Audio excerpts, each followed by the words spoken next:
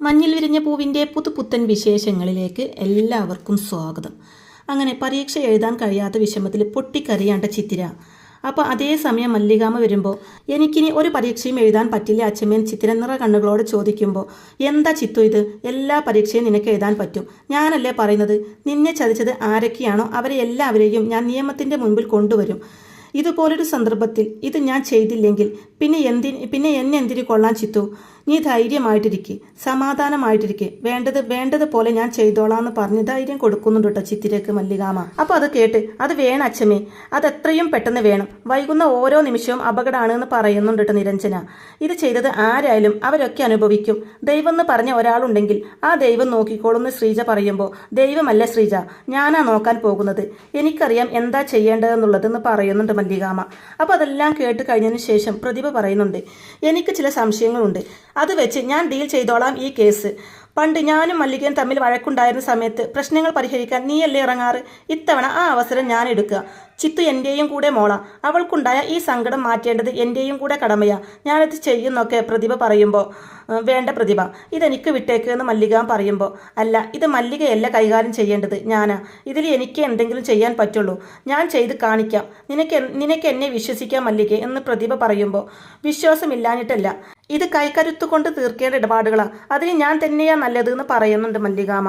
അതിന് നീയാ നല്ലത്, പക്ഷേ കൈക്കരുത്ത് കാണിക്കേണ്ടതിന് മുമ്പ് ചെയ്യേണ്ട ചില കാര്യങ്ങളുണ്ട്, ആരൊക്കെ ഇതിന് പിന്നിൽ പ്രവർത്തിച്ചു അത് കണ്ടുപിടിക്കണ്ടേ, അതിന് ബുദ്ധിയാണ് ഉപയോഗിക്കേണ്ടത്, അതെന്നെ കൊണ്ട് പറ്റും, എന്നെ കൊണ്ടേ പറ്റൂ എന്ന് പറയുന്നുണ്ട് പ്രതിഭ. ഞാൻ മാറിയതിന് ശേഷം നിങ്ങൾക്ക് വേണ്ടി ചെയ്യുന്ന ആദ്യത്തെ സഹായം ഇത്, വേണ്ടാന്ന് പറയരുത് എന്ന് കൂടി പ്രതിഭ പറയുമ്പോൾ, ശരി നിന്റെ ഇഷ്ടം അതാണെങ്കിൽ അങ്ങനെ നടക്കട്ടെ എന്ന് മല്ലികാമ്മയും പറയുന്നുണ്ട്. ഈ പ്രതിഭ ആരാണെന്ന് അവർ മനസ്സിലാക്കാൻ പോകുന്നതേ ഉള്ളൂ എന്ന് പറയുന്നുണ്ട് കേട്ടോ പ്രതിഭ അവരോടെല്ലാവരോടുമായിട്ട്. അതിനുശേഷം റസിയയെ കാണാൻ വേണ്ടി വരികയാണ് കേട്ടോ പ്രതിഭ. അപ്പോൾ പ്രതിഭയെ കാണുന്നതും എന്ത് വേണമെന്ന് റസിയ ചോദിക്കുമ്പോൾ, ഞാൻ ആശുപത്രിയിലായിരുന്നു എന്ന് പ്രതിഭ തിരിച്ച് പറയുന്നതും, അറിഞ്ഞു എന്ന് റസിയ പറയുമ്പോൾ, മരിക്കാൻ പോയതാ, ആ മണ്ടി മല്ലിക എന്നെ രക്ഷിച്ചു എന്ന് പ്രതിഭ പറയുന്നത് കേൾക്കുമ്പോൾ റസിയ മണ്ടിയോ ഞെട്ടലോടെ തിരിച്ച് ചോദിക്കുന്നുണ്ട് കേട്ടോ. അപ്പോൾ പ്രതിഭ പറയുന്നുണ്ട്, അല്ലാതെ പിന്നെ സ്വന്തം ശത്രുവിനെ മരണത്തിൽ നിന്ന് രക്ഷിക്കുന്നവരെ മണ്ടി എന്നല്ലാതെ പിന്നെ എന്താ വിളിക്കാന്ന് ചോദിക്കുന്നുണ്ട് കേട്ടോ പ്രതിഭ. അങ്ങനെയല്ലല്ലോ ഞാൻ അറിഞ്ഞത്, നിങ്ങളിപ്പോൾ അവരുടെ കൂടെയാണെന്നാണല്ലോ എന്നൊക്കെ റസിയ പറയുമ്പോൾ പ്രതിഭ പറയുന്നുണ്ട്, അതിന് ഞാൻ ചാവണം, എൻ്റെ ഭർത്താവിനെ കൊന്ന അവളുടെ കൂടെ ഞാൻ നിൽക്കാനോ, ഒരിക്കലുമില്ല, ഞാൻ അവിടെ പറ്റിക്കൂടി നിൽക്കുന്നത് ഉള്ളിൽ നിന്ന് അവളെ തകർക്കാൻ ഒരവസരം കിട്ടുമെന്നറിയാൻ വേണ്ടിയാ, പറ്റിയൊരവസരം കിട്ടിയാൽ ഭക്ഷണത്തിൽ വിഷം കലക്കി കൊടുത്തിട്ടാണെങ്കിലും ഞാൻ അവരെ കൊല്ലുന്നൊക്കെ മല്ലികാമ്മയെ കുറ്റപ്പെടുത്തി തൻ്റെ ഭാഗം നിന്ന് പ്രതിഭ സംസാരിക്കുന്നത് കേട്ട്, ശരിക്കും എന്ന് റസിയ ചോദിക്കുന്നത് കേട്ട്, എന്താ റസിയക്ക് എന്നെ വിശ്വാസം വരുന്നില്ല എന്ന് ചോദിക്കുന്നുണ്ട് പ്രതിഭ മാറണമെങ്കിൽ അതിന് ഞാൻ മരിക്കണമെന്ന് പ്രതിഭ പറയുന്നതും, ഞാൻ വിചാരിച്ചു എന്ന് റസിയ പറയുന്നതും, ജീവൻ രക്ഷിച്ചാൽ അവരുടെ കൂടെ ചേർന്നു എന്നല്ലേ, ഒരിക്കലുമില്ല, അങ്ങനെയൊരു മാറ്റം എന്നിൽ നിന്നും ഒരിക്കലും സംഭവിക്കില്ല എന്നൊക്കെ പ്രതിഭ തറപ്പിച്ചു പറയുന്നുണ്ട് കേട്ടോ. അപ്പോൾ അത് കേട്ട് സന്തോഷമാവുന്നുണ്ട് റസിയക്കും. തുടർന്ന് പറയുന്നുണ്ട്, അത് ഏതായാലും നന്നായി, പുറത്തു നിന്ന് ഞാൻ, കൂടെ നിന്ന് പ്രതിഭാമ, ഇത്തവണ മല്ലിക വീഴുമെന്ന് പറയുന്നതും അപ്പോൾ പ്രതിഭ പറയുന്നുണ്ട്, ഇനി എന്തു വീഴാൻ, ഇപ്പോഴേ വീണ് കിടക്കുക, ചിത്തിരിയെ ഡീബാർ ചെയ്തതോടെ മല്ലിക തീർന്നു എന്ന് പറയുന്നതും സന്തോഷമാവുന്നുണ്ട് റസിയക്ക്. കരഞ്ഞോണ്ടിരിക്കുക അവിടെ, ഉള്ളത് പറയാലോ, ഞാൻ കുറേ ആശ്വസിപ്പിച്ചു, IAS കാരിയാവേണ്ട പെണ്ണ് കോപ്പി അടിച്ച് പുറത്തറിഞ്ഞാൽ ഏത് അമ്മയുടെ മനസ്സാ തകരാത്തത്, എന്നാലും അവൾ അങ്ങനെ ചെയ്തല്ലോ എന്ന് ഓർക്കുമ്പോഴാ, ഇതിൻ്റെയൊക്കെ വല്ല ആവശ്യവും അവൾക്കുണ്ടായിരുന്നോ, ഇത് അവളുടെ സ്ഥിരം പരിപാടിയായിരിക്കും, കോപ്പി അടിച്ചായിരിക്കും 10ാം ക്ലാസ്സിൽ അവൾ റാങ്ക് മേടിച്ചത്, പേരും കള്ളി എന്നൊക്കെ പറഞ്ഞ് പ്രതിഭ അഭിനയിക്കുമ്പോൾ റസിയ സന്തോഷം കൊണ്ട് പൊട്ടിച്ചിരിക്കുകയാണ് കേട്ടോ. അപ്പോൾ എന്താ ചിരിച്ചതെന്ന് പ്രതിഭ ചോദിക്കുമ്പോൾ, ചിത്തിരെ കോപ്പി അടിക്കാൻ ശ്രമിച്ചു എന്നാണോ പ്രതിഭാമ വിശ്വസിക്കുന്നതെന്ന് റസിയ ചോദിക്കുമ്പോൾ, അതെ, എന്താ അങ്ങനെയല്ലേ എന്ന് തിരിച്ചു ചോദിക്കുന്നുണ്ട് പ്രതിഭ. അപ്പോൾ റസിയ പറയുന്നുണ്ട്, എൻ്റെ പ്രതിഭാമേ, അത് ഞാനുണ്ടാക്കിയ ഒരു കെണിയല്ലേ എന്ന് പറയുന്നതും ഞെട്ടുന്നുണ്ട് കേട്ടോ പ്രതിഭ. ഈ കോപ്പിയുടെ മുഴുവൻ ഞാൻ ആസൂത്രണം ചെയ്തതല്ലേ എന്ന് പറയുന്നുണ്ട് റസിയ. അപ്പോൾ നുണ എന്ന് പ്രതിഭ പറയുന്നതും, അല്ല സത്യം, ഞാൻ അതിൻ്റെ പിന്നിൽ എന്ന് റസിയ പറയുമ്പോൾ പ്രതിഭക്ക് സന്തോഷമാവുന്നുണ്ട് കേട്ടോ. കാരണം ഇത് റസിയയുടെ വായിൽ നിന്ന് കേൾക്കാൻ വേണ്ടി മാത്രമാണ് പ്രതിഭ ആദ്യം തന്നെ ഇങ്ങനെയൊരു നാടകം കളിച്ചത്. തുടർന്ന് പ്രതിഭ പറയുന്നുണ്ട്, എനിക്കപ്പോഴേ ഒരു സംശയമുണ്ടായിരുന്നു, നീ ആയിരിക്കും അത് ചെയ്തത് എന്ന്, അതൊന്ന് ഉറപ്പിക്കണമായിരുന്നു, അതിനാ ഞാൻ മാറിയിട്ടില്ലെന്ന് നുണ പറഞ്ഞത് എന്ന് പ്രതിഭ പറയുന്നത് കേട്ട് ഒന്നും മനസ്സിലാവാത്ത അവസ്ഥയിൽ നിൽക്കുകയാണ് റസിയ. തുടർന്ന് പ്രതിഭ പറയുന്നുണ്ട്, എൻ്റെ ചിത്തുവിൻ്റെ ഭാവി നശിപ്പിക്കാൻ നോക്കിയ നിനക്ക് അത്ര പെട്ടെന്നൊന്നും ഇവിടുന്ന് രക്ഷപ്പെടാൻ പറ്റില്ല, നടക്കടി എന്നൊക്കെ പൊട്ടിത്തെറിച്ചു കൊണ്ട് പറയുമ്പോൾ പ്രതിഭാമയെന്ന് വിളിക്കുന്നുണ്ട് റസിയ. അതെടി പ്രതിഭാമ തന്നെയാ, നിന്റെ വാലാട്ടി പട്ടിയായിട്ട് നിന്ന പ്രതിഭാമയല്ല, മല്ലികയുടെ പ്രതിഭാമ, ചിത്തുവിൻ്റെ നീരുവിൻ്റെ പ്രതിഭാമ, നിന്നെയും കൊണ്ട് ഞാൻ ഇവിടുന്ന് പോകും, വന്നില്ലെങ്കിൽ മല്ലികയെ ഞാൻ ഇങ്ങോട്ട് വിളിച്ചു വരുത്തും, അത് വേണോന്ന് ചിന്തിക്കുമെന്ന് പറയുന്നുണ്ട് പ്രതിഭ റസിയയോടായിട്ട്. അങ്ങനെ പ്രതിഭ നേരെ റസിയയും പിടിച്ചു വലിച്ചുകൊണ്ട് മല്ലികയുടെ മുമ്പിലിട്ട് കൊടുക്കുകയാണ് കേട്ടോ. എന്നിട്ട് പറയുന്നുണ്ട്, നമ്മുടെ ഊഹം തെറ്റിയില്ല, ഇവളാ എല്ലാം ഒപ്പിച്ചത്, ഇവളാ ചിത്തുവിനെ ചതിച്ചത് എന്ന് പറഞ്ഞ് പ്രതിഭ നാവെടുക്കുന്നതും റസിയയുടെ കാരണക്കുറ്റി നോക്കി പൊട്ടിക്കുന്നുണ്ട് കേട്ടോ മല്ലികാമ. വീണ്ടും മല്ലികാമ ഒരെണ്ണം കൂടെ പൊട്ടിക്കാൻ നോക്കുന്നതും, മതി നീ കൊടുത്തു കഴിഞ്ഞോ, ഇനി എനിക്കൊരാഗ്രഹമുണ്ട് എന്ന് പറഞ്ഞിട്ട് കാരണക്കുറ്റി നോക്കി ആങ്ങി ഓങ്ങിന്ന് പൊട്ടിക്കുന്നുണ്ട് കേട്ടോ പ്രതിഭയും. എന്നിട്ട് പറയുന്നുണ്ട്, ഈ അടി ഞാൻ നേരത്തെ അടിച്ചിരുന്നെങ്കിൽ എന്നെ നീ നന്നായേനെ എന്ന് പറയുന്നുണ്ട് കേട്ടോ റസിയയോടായിട്ട് പ്രതിഭ. തുടർന്ന്, എങ്ങനെ റസിയ, നടന്നതൊക്കെ പറയല്ലേ, എല്ലാം തുറന്നു പറഞ്ഞോ, അല്ലെങ്കിൽ ജീവനോടെ നിനക്ക് ഇവിടുന്ന് പോവാൻ പറ്റില്ല എന്ന് പറഞ്ഞ് പ്രതിഭ ഭീഷണിപ്പെടുത്തുമ്പോൾ ഇനി വേറെ മാർഗമില്ല, എല്ലാം പറഞ്ഞേ തീരൂ എന്ന് മനസ്സിലാക്കിയ റസിയ എല്ലാം തുറന്ന് പറയാൻ കേട്ടോ. ഞാനാ എല്ലാം ചെയ്തത്, ചതിക്കായിരുന്നു ഒരു ടീമിനെ വെച്ച് എന്ന് പറഞ്ഞുകൊണ്ട് നടന്നത് മുഴുവൻ വിശദമായിട്ട് പറയുന്നുണ്ട് റസിയ.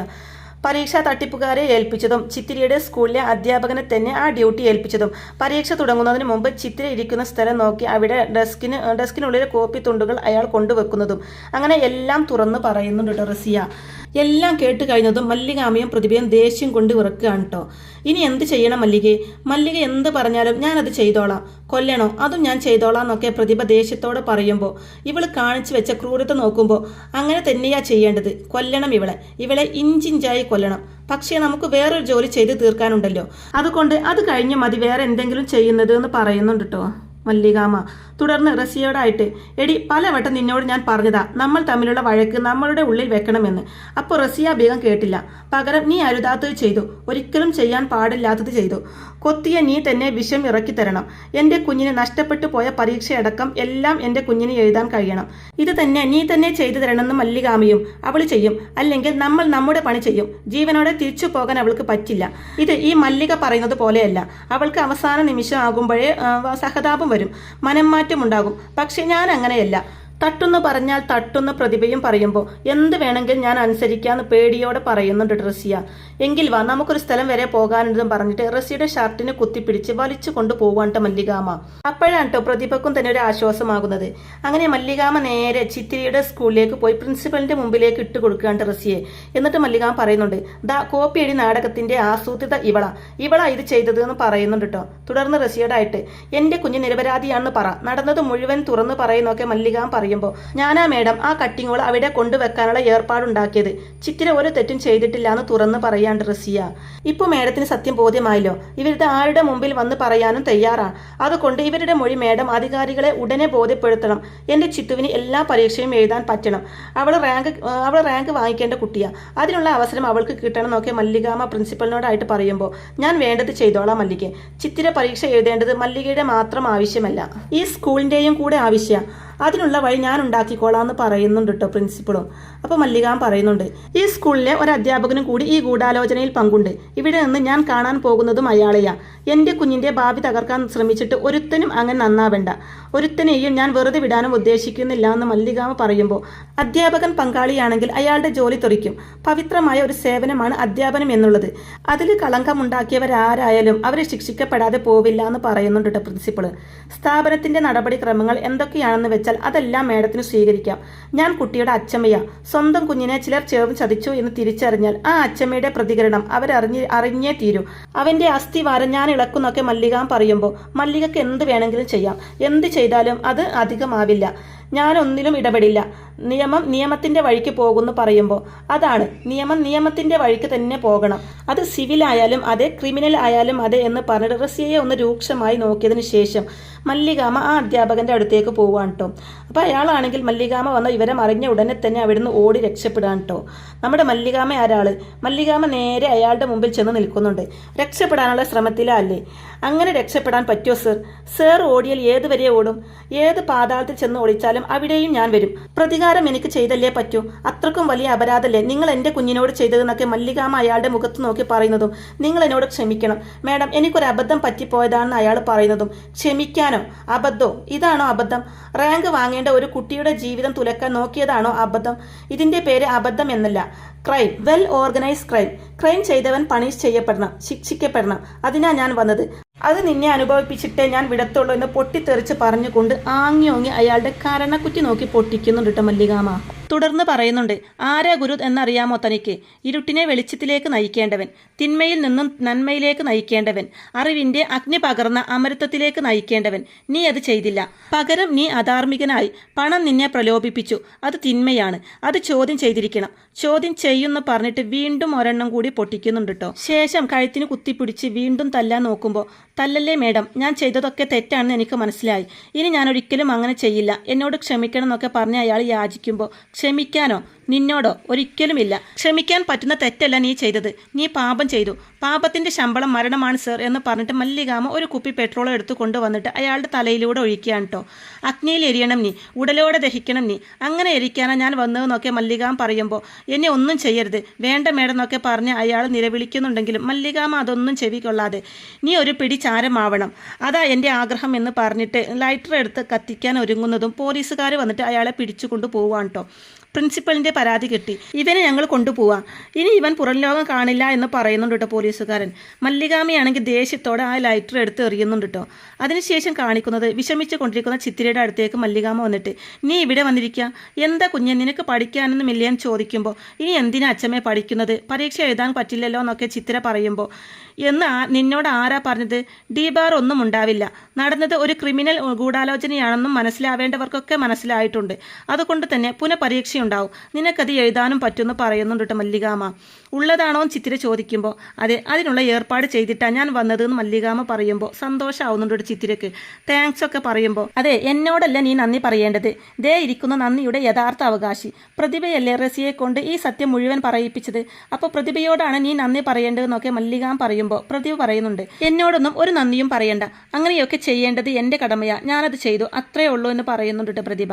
ചിത്തു മല്ലികയുടെ മാത്രം കൊച്ചുമോളല്ലല്ലോ, എൻ്റെയും കൂടെ കൊച്ചുമോളല്ലേ എന്ന് പറഞ്ഞ് ചിത്രയെ ചേർത്തിരുത്തുന്നതും, അപ്പം ഞാനോ ചിത്തിര ചോദിക്കുമ്പോൾ, നീ മല്ലികയുടെ കൊച്ചുമോള് എന്ന് പ്രതിഭ പറയുന്നതും, എൻ്റെ പൊന്നിങ്ങ് പോരെന്നും പറഞ്ഞുകൊണ്ട് നിരഞ്ജനയെ വിളിച്ച് മല്ലികാമയെ മടിയിലിരുത്തുകയാണ് കേട്ടോ. അങ്ങനെ രണ്ടച്ഛമ്മമാരും പ്രതിഭ ചിത്തിരയെയും മല്ലികാമ നിരഞ്ജനയെയും മടിയിലിരുത്തി ലാളിക്കുകയാണ്, ഉമ്മയൊക്കെ കൊടുക്കുന്നുണ്ട്. തുടർന്ന് മല്ലികാമ ചിത്തിരയോടായിട്ട് പറയുന്നുണ്ട്, അതെ, വേണ്ട റിപ്പോർട്ടുകളൊക്കെ വിദ്യാഭ്യാസ മന്ത്രിക്ക് അടക്കം പോയിട്ടുണ്ട്, തീരുമാനം മിക്കവാറും ഇന്ന് തന്നെ ഉണ്ടാകുന്ന മല്ലികാമ പറയുമ്പോൾ, അങ്ങനെ ഉണ്ടാവട്ടെ, അച്ഛമ്മ കുറിച്ചിട്ടോ, എന്നെ തകർക്കണം എന്ന് വിചാരിച്ചവർക്കൊക്കെയുള്ള മറുപടി ആയിരിക്കും ഞാൻ ഈ പരീക്ഷയിലൂടെ കൊടുക്കാൻ പോകുന്നത്. ഉറപ്പായിട്ടും ഞാൻ ഫസ്റ്റ് റാങ്ക് വാങ്ങുമെന്ന് പറയുന്നുണ്ട് ചിത്തിര. അങ്ങനെ പറയും, അതാണ് വാശി, തകർക്കാൻ നോക്കുന്നവരറിയട്ടെ നീ ശരിക്കും ആരാണെന്ന് പറഞ്ഞിട്ട് ചിത്തിരയെ കെട്ടിപ്പിടിക്കുകയാണ് പ്രതിഭ. അവരങ്ങനെ രണ്ടച്ഛമ്മമാരും കൊച്ചുമക്കളെയും കെട്ടിപ്പിടിച്ച് സന്തോഷിക്കുകയാണ് കേട്ടോ. അതിനുശേഷം കാണിക്കുന്നത്, മാഡം ഭയങ്കര സന്തോഷത്തിലാണല്ലോ എന്ന് പ്യൂണ് പ്രിൻസിപ്പലിനോടായിട്ട് ചോദിക്കുമ്പോൾ, ആ ഗുഡ് ന്യൂസ് എത്തി, ചിത്തിരയ്ക്ക് വേണ്ടി പ്രത്യേക പരീക്ഷ നടത്താൻ വിദ്യാഭ്യാസ വകുപ്പ് തീരുമാനിച്ചു. ഓർഡർ മെയിൽ വന്നിട്ടുണ്ട്, അതെടുത്ത് ഇപ്പോൾ തന്നെ ബന്ധപ്പെട്ട എല്ലാവർക്കും കൊടുക്കണം. ഏറ്റവും അടുത്ത ദിവസം തന്നെ പരീക്ഷ നടത്താനാണ് നിർദ്ദേശം. എത്രയും വേഗം നമുക്കത് നടത്തണമെന്നൊക്കെ പ്രിൻസിപ്പൾ പറയുമ്പോൾ, പ്രത്യേക പരീക്ഷ എന്ന് പറയുമ്പോൾ ചിത്തിരക്ക് മാത്രമായിട്ട് നടത്തുമോയെന്ന് പ്യൂൺ ചോദിക്കുമ്പോൾ, അതെ, അതിന് വകുപ്പുണ്ട്, അല്ലെങ്കിലും ചിത്തിര അത് അർഹിക്കുന്നുണ്ടല്ലോ, ഒരു തെറ്റും ചിത്തിര ചെയ്തിട്ടില്ലല്ലോ, അതുകൊണ്ട് തന്നെ ഇങ്ങനെയൊരു പരീക്ഷ നടത്തേണ്ടത് വളരെ അത്യാവശ്യമാണ്. നമ്മുടെ സ്കൂളിൻ്റെ പേര് സംസ്ഥാനം മുഴുവൻ അറിഞ്ഞത് ചിത്തിരയിലൂടെയാണല്ലോ. 10ാം ക്ലാസ്സിൽ സംസ്ഥാനത്ത് ഏറ്റവും കൂടുതൽ മാർക്ക് ചിത്തിര വാങ്ങിയപ്പോൾ പ്രശസ്തമായത് ഈ സ്കൂളും കൂടെയാ. അതുപോലെ ഇത്തവണയും സംഭവിക്കണം. ചിത്തിര +2 റാങ്ക് വാങ്ങണം എന്നൊക്കെ പറയുന്നുണ്ട് കേട്ടോ പ്രിൻസിപ്പൾ. അത് വാങ്ങിക്കോളും വേണം, അതിനുള്ള കഴിവ് ചിത്തിരക്കുണ്ടെന്ന് അദ്ദേഹം പറയുന്നതും, എന്നാൽ വേഗം അറേഞ്ച്മെന്റ് ചെയ്തോളൂ, പറ്റിയാൽ നാളെ തന്നെ പരീക്ഷ നടത്തണമെന്ന് പറയുന്നുണ്ട് കേട്ടോ പ്രിൻസിപ്പൾ.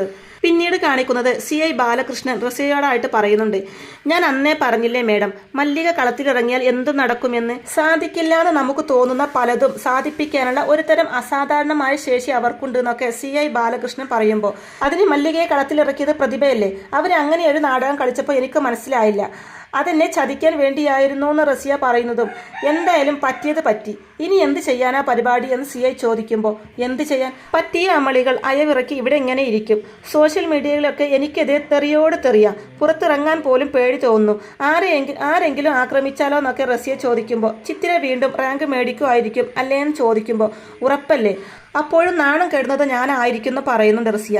എന്തായാലും പല പ്രാവശ്യം ശ്രമിച്ചു, എന്നിട്ടും ഇതുവരെ ഒരു പുരോഗതിയോ നമുക്കുണ്ടാക്കാൻ പറ്റിയില്ലല്ലോ. അങ്ങനെയായ സ്ഥിതിക്ക് വേറൊന്നുമല്ല, ഈ വഴക്കൊന്ന് അവസാനിപ്പിച്ചുകൂടെ എന്ന് CI ചോദിക്കുന്നതും, അതിന് ഞാൻ മരിക്കണം, വഴക്ക് ഇടയ്ക്ക് വെച്ച് നിർത്താനായിരുന്നെങ്കിൽ ഞാൻ ഇത്രയും കഷ്ടപ്പെടണമെന്ന് ചോദിക്കുന്നുണ്ട് കേട്ടോ. എനിക്കറിയാമായിരുന്നടോ എന്തെങ്കിലും കുറച്ച് തിരിച്ചടികൾ ഉണ്ടാകുമെന്ന്. അത് കണ്ട് പേടിച്ചോടുന്നവളല്ല ഈ റസിയ. അവസാനം വരെ പോരാടും, ജയിക്കുന്നത് വരെ പോരാടും. ഒന്നുകിൽ ഞാൻ തീരണം, അല്ലെങ്കിൽ മല്ലിക തീരണം.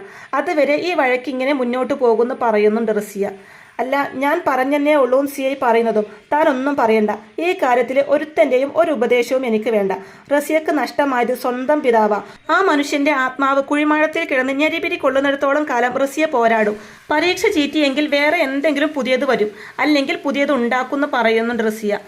പണ്ട് അപ്പുറത്ത് ഒരാളെ ഉണ്ടായിരുന്നുള്ളൂ മേഡം, ഇപ്പോൾ 2 പേരാണെന്ന് സി ഐ ഓർമ്മിപ്പിക്കുന്നതും. ആയിക്കോട്ടെ, 2ഓ 20ഓ ആയിക്കോട്ടെ, എനിക്കതൊരു പ്രശ്നവുമല്ല. എത്ര തവണ വീണു പോയാലും ഞാൻ എണീറ്റ് വരും. പരാജയം വിജയത്തിന്റെ മുന്നോടിയാണെന്ന് മനസ്സിലാക്കാനുള്ള വിവേചന ബുദ്ധി എനിക്കുണ്ട് എന്ന് പറയുന്നുണ്ട് കേട്ടോ റസിയ സി ഐയോടായിട്ട്. അതിനുശേഷം ചിത്തിര പരീക്ഷ എഴുതാൻ വേണ്ടി സ്കൂളിൽ എത്തുന്നുണ്ട് കേട്ടോ. ആദ്യം തന്നെ പ്രിൻസിപ്പലിൻ്റെ അടുത്ത് ചെന്ന് അനുഗ്രഹമൊക്കെ വാങ്ങുന്നുണ്ട്. തുടർന്ന് പ്രിൻസിപ്പൾ പറയുന്നുണ്ട്, ഈ സ്കൂളിലെ ഒരു അധ്യാപകൻ കാരണം മോൾക്ക് മാനസിക പ്രയാസമുണ്ടായി. അതിന് സ്കൂളിൻ്റെ പേരിൽ പ്രിൻസിപ്പൾ മാപ്പ് ചോദിക്കുമ്പോൾ അതിന് മേഡം ഒരു തെറ്റും ചെയ്തിട്ടില്ലല്ലോ, പിന്നെന്തിനാ മാപ്പ് ചോദിക്കുന്നതും ചിത്തിര തിരിച്ചു ചോദിക്കുന്നതും? എന്നാലും പ്രിൻസിപ്പൾ എന്ന നിലയിൽ അതെൻ്റെ കടമയല്ലേ ചിത്തിര. ഒരു കുട്ടിക്ക് അറിഞ്ഞോ അറിയാതെയോ എന്തെങ്കിലും ഒരു പ്രശ്നമുണ്ടായാൽ അത് തീർത്തു കൊടുക്കേണ്ടത് എൻ്റെ ഉത്തരവാദിത്തമല്ലേ എന്ന് പറയുന്നുണ്ട് കേട്ടോ പ്രിൻസിപ്പൾ ചിത്തിരിയോടായിട്ട്. അപ്പോൾ ചിത്തിരിയുടെ പരീക്ഷ കഴിയാൻ വേണ്ടി കാത്തിരിക്കുക കേട്ടോ മല്ലികാമ റസിയയുടെ കഥ കഴിക്കാൻ വേണ്ടിയിട്ട്. എന്തായാലും റസിയയുടെ കഥ കഴിക്കാൻ വേണ്ടിയിട്ട് മല്ലികാമയും പ്രതിഭയും ഒന്നിച്ചിറങ്ങാവും. അപ്പോൾ ഇങ്ങനെയൊക്കെയുള്ള നല്ല അടിപൊളി എപ്പിസോഡുകളൊക്കെ ആയിരിക്കും കേട്ടോ ഇനി വരാനിരിക്കുന്നത്. അപ്പോൾ ഈ റിവ്യൂ ഇഷ്ടമായിട്ടുണ്ടെങ്കിൽ വീഡിയോ ലൈക്ക് ചെയ്യാനും ചാനൽ കൂടി ഒന്ന് സബ്സ്ക്രൈബ് ചെയ്ത് സപ്പോർട്ട് ചെയ്യാനും മറക്കല്ലേ ഫ്രണ്ട്സ്. താങ്ക്